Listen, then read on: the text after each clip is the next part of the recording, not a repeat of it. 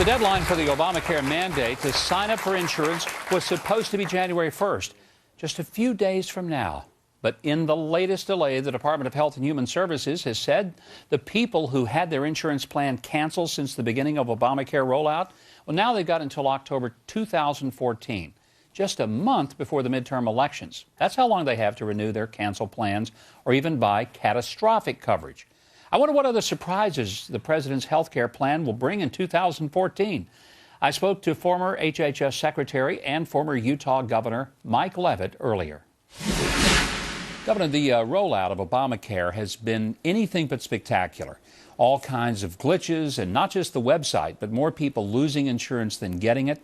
As we look ahead to 2014, what do you think we're going to see with the president's signature legislation of the Affordable Care Act? Short run, likely more confusion. That's not good for enrollment. Medium term, I think we'll see a lot of insurance companies concerned about the actuarial or mathematical soundness of what's being done. And the third, a lot more political debate in the long term about the direction we ought to be going as a country. You know, insurance executives don't want to publicly criticize the president, but privately I hear conversations that they're pulling their hair out because every week something changes. They get their rates in place, the demographics in place. I don't think a lot of people understand that insurance companies have to look forward with actuarial tables to sort of know what rates should be. Talk about what happens when the president comes in unexpectedly and says, oh, we're going to let you have catastrophic coverage, or, oh, we're going to delay this another month, or, oh, you can keep the policy that we just decided wasn't really an adequate one anyway. What happens behind the scenes in those companies? These things take a lot of preparation. I think we can see what's happened with when you don't have good preparation with the rollout of the website. That was inadequately prepared, and so not only did it not function, there was a lot of confusion.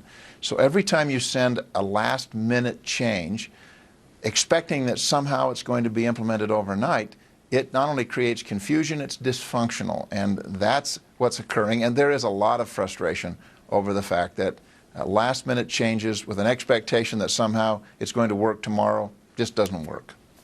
You were the HHS Secretary when the rollout of Medicare Part D took place, and I was governor at the time. I remember it very well. It wasn't a perfect rollout. There were some glitches. Some Democrats have said, well, it's just like that. I remember it wasn't quite like what we've seen here. Would you like to describe what you think is different about some of the glitches in Medicare Part D rollout and what we've seen with Obamacare?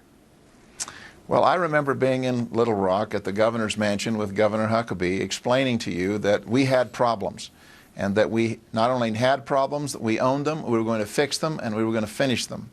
And we did. And I think the difference here is that not only did we have problems, but we got the system fixed. Frankly, the problems we had weren't nearly as acute as what they are. I think that's the primary difference.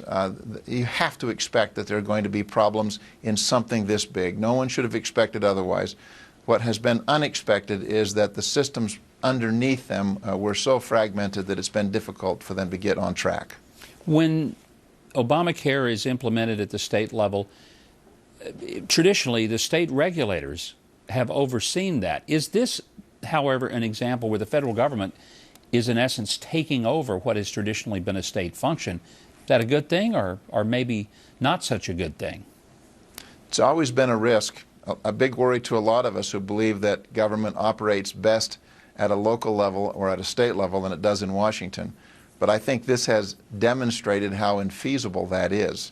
And I think it's demonstrated how dysfunctional the entire system would be if it was regulated out of Washington. Anything else you see coming down the pike in 2014 that we ought to be braced for with Obamacare? I think, well, we've seen a dysfunction in the system, but I think we're now going to see that this system does not just affect those who are getting insurance for the first time. There'll be a lot of people whose insurance plan changes. There'll be a lot of us who pay more. There'll be some who pay less. There'll be a lot of confusion. This is a period of quite a bit of flux for every American. Now, to be honest about this, we have a lot to change and a lot to improve in the healthcare system, and so I think as we look forward to 2014, we can expect that It's not going to be a smooth year. All of us will have to be on our toes and looking after the best solution to our individual problems. Don't count on the government to do it. We have to be looking after ourselves and make certain that our own problems are cared for. Well, appreciate you joining us, and wish you a very happy new year of 2014. Thank you, Governor Levitt. Thank you.